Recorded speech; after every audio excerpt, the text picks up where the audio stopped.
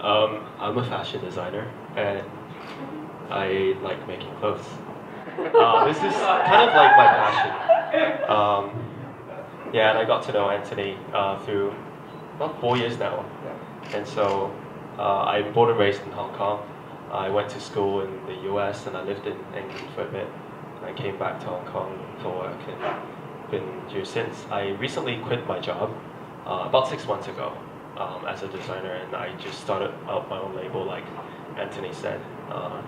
Kind of like a lot of designers, I have a dream and I wanted to do something. And I'll probably talk about it a bit more when he asks questions. That's good. Yeah. So then segue. Yeah. Tell us a little bit about Baraya and the brand that you're developing here in Hong Kong. Yeah. I like to do ladies wear. I like to drape.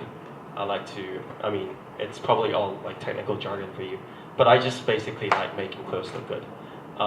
And so I wanted to create a label, and I have a bigger dream that I'm kind of hoping that you guys won't, share it out loud just yet, because this is something I don't want to associate with my brand just yet. I want my long-term goal. I wanted to create sustainable work for people coming out of human trafficking. That is a compassion of mine. The passion of mine is to make clothes. And so, when Sean was just saying, why do you do things?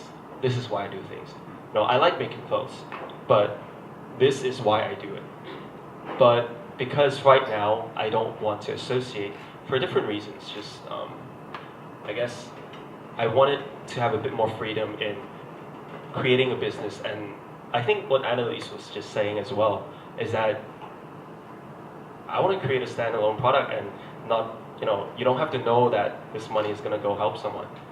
Because at the end of the day, this is sustainability. If you can create a product that sustains on itself, then whatever you do with it is always going to be sustainable. So, yeah. That's really, really well said. And then specifically, we've talked, of course, about some of your specific plans for how you want to do that. For example, around the handbag. And could you tell us a little bit about that project and sort of what your heart is behind that? Yeah, so a couple months ago, I visited Cambodia, which is a place where a lot of human trafficking happens. And a lot of NGOs are set up there to rescue the girls. So there's quite a few different things that they do. They do advocacy work. They educate the people. They do rescue work, and then they do rehab and also reintegration. And that's the part that I'm interested in, reintegration. There are a lot of NGOs who teach the girls how to sew, but it only ends there. How is it sustainable? You're giving them a new skill, but how is the skill relatable to the rest of their lives? A lot of the products that they make, there's one NGO that I visited, all they do is like t-shirts.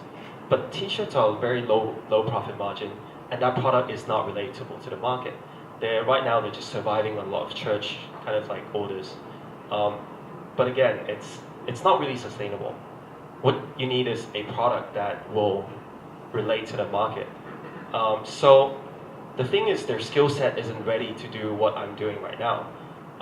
So the project that Anthony was talking about was, I want to create a side project, something like a canvas bag, some accessories. That's easier to make. Create a pre-order using the PhatRice platform, a pre-order thing so that I could gather an order, an actual order, and I could bring it towards these NGOs and say like, here's an order, so you could kind of afford this kind of time, and using this tool, this order, using the product, I can use it as a training tool to teach you how to do more things. Through a product, they can actually learn different finishing skills, different ways to make different products. And therefore, not only am I giving them money for what they do, I'm also using that to train up their skills. So that maybe next time around, I could give them a skirt that's easier to make. And the next time around, they can do more things. And the goal is to build their skill set up so that not only so that they can do what I do, create the products that I make, but also it opens up their business to a lot more other individual designers, where the profit margin is a lot higher, and it's a lot more sustainable. Especially for the girls who kind of like gone through a lot of traumatic experiences. They might not be able to work, just like a normal government worker who works like 14 and 16 hours a day. It's not possible. So for them to work on something that's a higher margin is actually really good for them. How inspiring is that? Yeah, wow. How inspiring is that? That's incredible. Could you tell us, I mean, originally when we talked, you talked about how you were going to maybe try something on Kickstarter or something like that, but of course, after learning a bit more, you decided you want to go with PhatRice. Could you tell us why that is and what it is that attracted you? First of all, this is good-looking man. He bought me coffee. But I think what PhatRice does is it's very clear about what it does. With a lot of other projects, maybe it's like for a lot of personal gains. But with PhatRice, it's like, these are good stuff. And they vouch for it. They vouch for this to be a good product. It's got a social cause or it's got an ecological cause. These things are things that people can stand behind and believe in. And obviously, I trust that they have a great system, a back-end system to support that.